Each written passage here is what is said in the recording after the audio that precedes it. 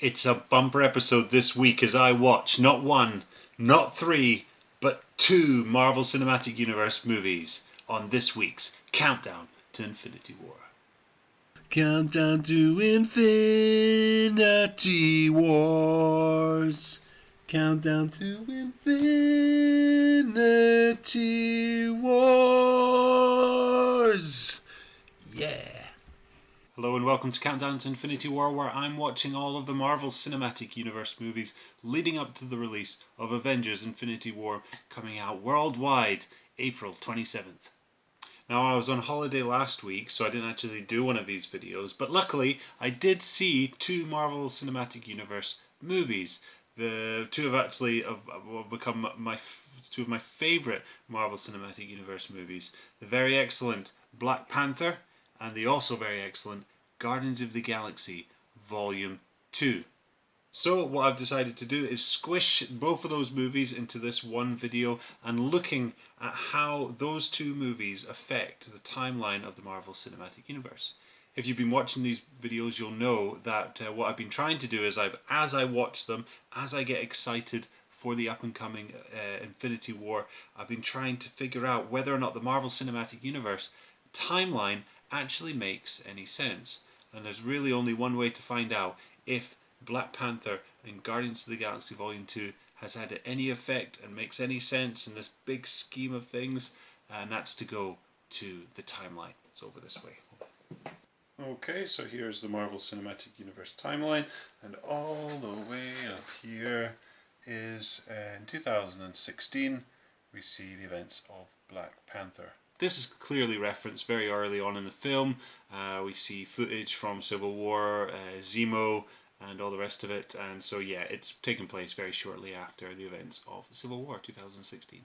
The other main event obviously happening, very important event, back in 1992, just shortly after the death of Howard and Maria Stark. There was a lot of family deaths going on around about that time. It's a hard time. So all in all, pretty straightforward to be honest, two different times, 2016 and 1992. But what about Guardians of the Galaxy? Well, let's have a look. Well, when the film opens up, we're actually seeing in 1980, where the best description I could give is that Ego plants himself. I was trying to make up some kind of joke about it being an eggplant, oh never mind, anyway, 1980, roughly around about the same time as Hope Pym is born, so there you go. Then we're going to fast forward 34 years, as it says in the titles, and we can see that Guardians of the Galaxy Volume 2 takes place in 2014, so apparently the same year as the year that Guardians of the Galaxy takes place.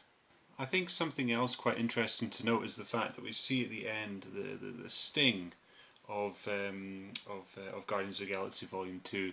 We see a teenage Groot. Now, it's funny because when I'm watching Groot in this film, he seems to be, kind of a toddler age, like 3 or 4 years old.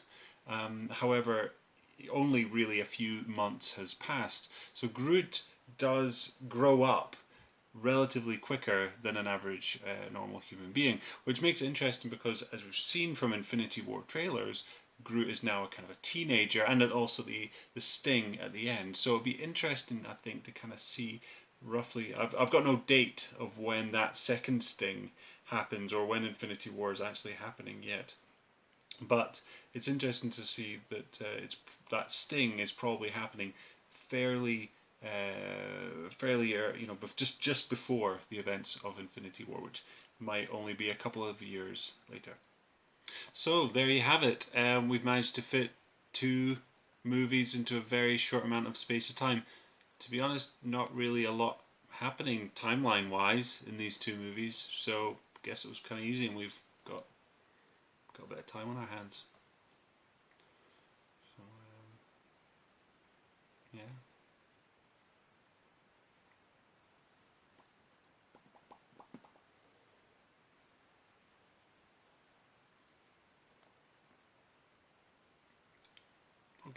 Okay, that'll just about do it. So, Next week we're going to be watching Spider-Man Homecoming. I'm sure nothing's going to go wrong.